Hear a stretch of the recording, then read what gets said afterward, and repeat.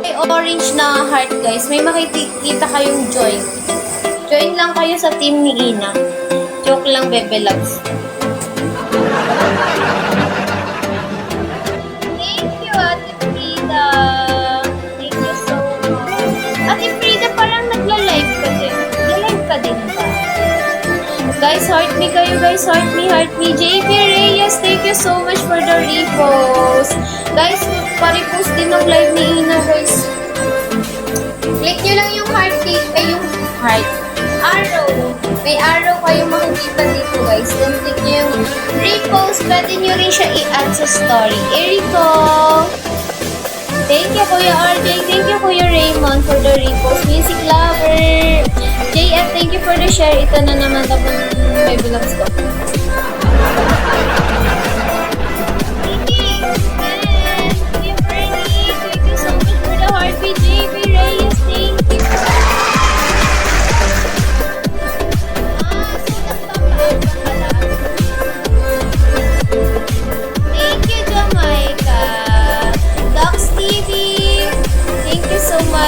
Good evening, JV. Tumatapang na alaga. Kuya Nay, thank you so much. Ano ba 3 points to? Ay, oo. Ano umaga? Ano yun? Paano yun? Di ba nagpa-puzzle? Ano Frida? Nagpa-pop din kasi ako, pero nagpa-puzzle siya. King Koy! Ano oo?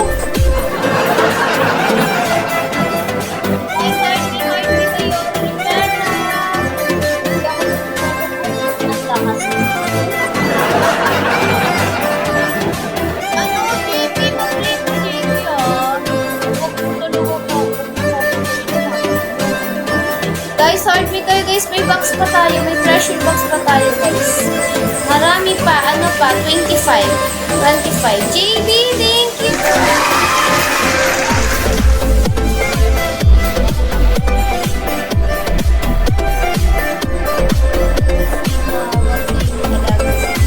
Super ganda mo. Thank you so much, Ken. Wala pang supply yan guys. Hindi pa ako nanunuklay. Yan, yun na yan. Pang-heart me lang Kuya JB. Guys, ganito yan. Pag naka-heart me kayo kay Ina, ibig sabihin, kasama kayo sa team ni Ina.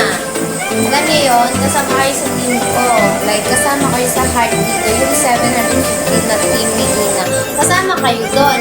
And then, pag nag-heart me kayo, i-claim nyo guys yung points nyo.